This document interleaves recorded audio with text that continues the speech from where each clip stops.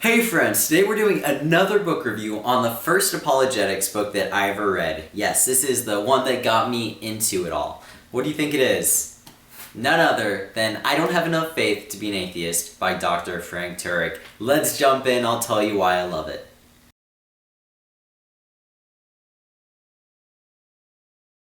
Now, I originally got into apologetics at the beginning of high school. I started going through some stuff. I saw some YouTube videos, and I was like, whoa, wait, there are actually answers to these questions and doubts that I have? I want to know more. So I made my way through YouTube to cross-examine. Saw these videos by this guy named Dr. Frank Turek. I found out he had a book. So I started reading his book, and that is I Don't Have Enough Faith to Be an Atheist. Now, it's a pretty meaty book, as we'll talk about in a few minutes. It's roughly 412 pages. It's got a lot of chapters in there, so it's by no means the lightest read you'll ever do, but it hooked me on apologetics. I've been into it ever since, and now it's become a really big part of my life. So I really love this book, and basically here's why. And I Don't Have Enough Faith to Be an Atheist. Dr. Frank Turek is going to be laying out just evidence, observations about the universe and history, and explaining that in reality, it takes more blind faith, unjustified faith, to be an atheist than it does a Christian or a theist in some cases, as he'll talk about. As it relates to the origin of the universe, it takes more blind faith to be an atheist in this case and think, oh, it caused itself, or oh, it came from nothing, than it actually takes to believe, oh, there's this cause that created it, right? Spaceless, timeless, immaterial, powerful, personal cause. It actually takes more faith to be an atheist in that situation. Or as it relates to the fine-tuning of the universe, as Dr. Frank Turek is going to point out, that it takes more faith to say that all these constants align just right, with no real purpose in mind, with no mind guiding it, that we just got lucky. It takes more faith to believe that than it takes to be a theist and say, actually, it looks like this is the product of intelligence, guided towards a specific end. Or as it relates to life, as Dr. Frank Turek is going to get into, he's going to say that it takes more blind faith to say that life is an accident. It just got here by some freak accident of nature, and that all the complexity and information and structure is a result of this accident over time and natural processes, than it does to say, actually, this looks like it's the product of an intelligent designer.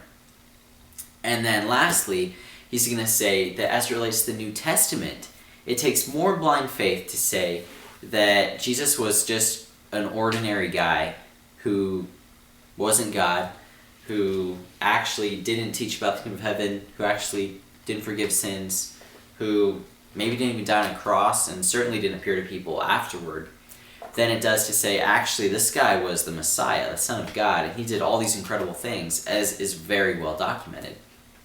So basically, he's going to run you through all of that, saying it takes more blind faith to hold to this other position, that it's all false, than it does to actually believe it. He's going to say this is actually the more reasonable conclusion based on what we know. Now, of course, I just want to highlight that I've been saying blind faith, right? The title is provocative, as Dr. Frank Turek will explain, that faith itself isn't believing in what you don't have evidence for. Real faith, the word, it's a synonym of trust, is actually about believing in what you have good reason to believe, believing in what you have good evidence for. And that's exactly what he's laying out in the book. We can have real faith in Christianity, not blind faith, as one would need to be an atheist observing all this data. So Dr. Frank Turek is really going to run you through 4 questions in this book. And that is, first, does truth exist?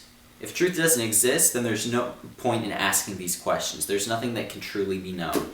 So this is really going to be in response to our postmodern culture, really undermining the nature of truth itself. He's going to argue that yes, truth exists and it can be known. Second, does God exist? If God doesn't exist, then Christianity can't be true. So he's going to argue that there's good reason to think that God does exist, based on the origin of the universe, based on the fine-tuning of the universe, and based on the origin and complexity of life. So next, after that, he's going to argue that miracles are possible. The question is, are miracles possible? If miracles aren't possible, then even if God exists, then Christianity can't be true. Because at its basis, at its center, we rely on one key miracle, and that is the resurrection of Jesus of Nazareth. If miracles aren't possible, Christianity can't be true. We're by all means the most to be pitied because we have faith in a guy who allegedly committed this miracle, proving who he was and what he did. He's going to argue that yes, contrary to some 20th century philosophers, miracles are possible. That yes, God exists, and he can intervene in his creation and do something extraordinary, something out of the ordinary, which, of course, is what we mean by miracle. And then lastly, he's going to argue that the New Testament is historically reliable, that the information in the New Testament is accurate, that we can know that it didn't evolve over time, that it wasn't the product of liars, but that truly, when it was written, it was accurate, it was reliable, we can trust the eyewitnesses, and that it hasn't really been changed since, that the message we have today is the same message they had then. Now, if all of this holds up, then Christianity is true. And that's what he's going to be talking about in this book. That's why it's 400 pages long. Okay, that sounds like a lot, but he's really going to give you a lot of information in this book. So guys, that's the content of I Don't Have Enough Faith to Be an Atheist. That's the premise of the title and really what you're going to get out of this book. As I said, this really threw me into the world of apologetics, giving me a little bit of taste from all these different areas, and really just starting me off on my journey and diving into each of these areas, asking, actually, is there a lot of evidence that God exists? Is there a reason to think that Jesus was a real guy who lived 2,000 years ago, claimed to be God, performed wondrous acts, taught about the kingdom of heaven, forgave sins, died on a cross, and appeared to over 500 people 3 days later? Is there a good reason for me to believe that? Now, after reading this book and continuing my own search, I came to the conclusion that yes, Christianity is true, and that can be known. So if you're just diving into the world of apologetics, or even if you've been in the world of apologetics for a long time, I want to highly recommend this book to you. It's going to give you a very wide array of information in the area of apologetics, talking about lots of different topics, and it's going to be very applicable. So how am I going to rate this book? I'm going to rate it on two things: the readability and the usability or the practicality. Now, as far as the readability goes, I'm going to give it a solid 4 out of 5. Now, like I said, this book is 412 pages long. It is 15 chapters and 3 appendices. Each chapter is between 15 and about 23 pages. So, as you guys know, as I've said before on this channel, my sweet spot of a chapter is going to be between 8 to 12 pages with hopefully a lot of pictures and graphics. So you know that this is actually quite a bit longer than anything that I personally would enjoy reading. That being said, like I said, this is one of my favorite apologetics books. It's going to have lots of graphics and pictures on the inside, and it's just going to be a joy to read. Frank Turek writes in a way that you can just feel his passion, you can understand what he's telling you. It's just very interesting what he's talking about. It's not going to be a boring read at any rate. So I'm going to be honest, when I read it, I would rarely read a whole chapter in one sitting. Usually I would read about half a chapter in a sitting, and then maybe later in that day or the next day read the other half. So in reality, it worked out for me because then I'd be reading maybe like 10 pages in a sitting, and then I'd finish it later on. So that's why I'm going to give it a 4 out of 5 on readability. It's a very enjoyable read. For the amount you're reading, you're getting a lot of information. He packs a lot of information in this book, to the point where for the amount that you're reading, you're walking away with a lot more information than you would with most other books. But it's also not exhausting to read. It's very enjoyable. So that's why I still want to give it a 4 out of 5. That even though it's a long book, it's got longer chapters than I generally read, it's going to be a really efficient book to get all that information you want, all that understanding you want, and really just ignite this curiosity within you to research more beyond the book. So 4 out of 5 on readability. It's longer, but for what you're getting, it's worth it. Now, as far as usability goes, practicality, I'm going to give it a solid 5 out of 5. As I said, you're going to get a lot of information for the amount that you're reading. But this information, he's going to present it in such a way that's easy to remember, whether that be through acronyms or just visuals, illustrations. It's something that I've only read this book once, to be honest. I haven't gone back and read it again. But these visuals and these acronyms, they've stuck with me to the point where when I'm in conversations, I can talk about this stuff. Like, it's still fresh on my mind because those acronyms, they stick. Those visuals, they stick with me. So this book is going to be really practical. I've used stuff I've learned in this book in so many conversations about apologetics. It's really shaped the way that I do apologetics. So it's going to be very practical in that the information, it's not just to add to your own intellect, it's not just to increase your confidence in Christianity, but it's really going to have at its focus, preparing you to actually have these conversations on these intellectual subjects, to be able to actually share why we can be confident in Christianity. So that's why I'm going to give it a 5 out of 5 on practicality, on usability. It's very usable, and it's really shaped my own conversations and the way that I do apologetics in so many ways.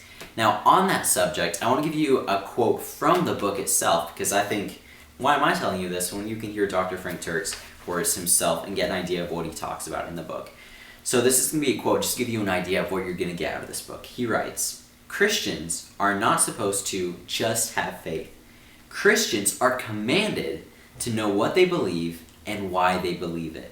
They're commanded to give answers to those who ask, 1 Peter 3:15, and to demolish arguments against the Christian faith, 2 Corinthians 10:4-5. Since God is reasonable, Isaiah 1:18, and wants us to use our reason, Christians don't get brownie points for being stupid. In fact, using reason is part of the greatest commandment, which, according to Jesus, is to love the Lord your God with all your heart, with all your soul, and with all your mind." Matthew 22:37. So in short, Frank Turek is going to point out just this, that you don't have to commit intellectual suicide to be a Christian. On the contrary, we're on the high ground when it comes to this intellectual battle of actually talking about reality and why we believe what we believe. He writes, "The empirical, forensic, and philosophical evidence strongly supports conclusions consistent with Christianity and inconsistent with atheism." So I really enjoyed this book because in my cultural context growing up, it was really the opposite I was hearing, that atheism and its conclusions are really consistent with what we can know about reality, that's the intellectual high ground, that all the smart people are going to be over there. But Dr. Frank Turek is going to explain that's really quite the contrary, that its conclusions consistent with Christianity that really make the most sense of the world, that's the intellectual high ground. And he's going to lay that out through philosophy, through science, and through history. So if this is something that you're interested in, if you want to be able to take your faith seriously, be emboldened in it, and to be able to share it with others, right? Give the reasons for what we believe, and demolish every argument that stands up against the knowledge of God, then this is going to be the book for you. It's longer, it's got a lot of chapters, but it's got a lot of information that's going to stick with you, that you're going to be able to actually apply and use, and it's going to shape the way you do apologetics. So this was my first book that I read in the world of apologetics. It's brought me to where I am today. I hope that you'll pick it up. You can buy it on Amazon. I'll leave a link below so you can check that out. But I hope that you'll read it. If you do, let me know what you think in the comment sections below. And if there's a book related to apologetics or Christianity that you've read and you want to see me do a book review on, then drop that in the comment section below as well. Thanks for watching, and I will see you guys next time.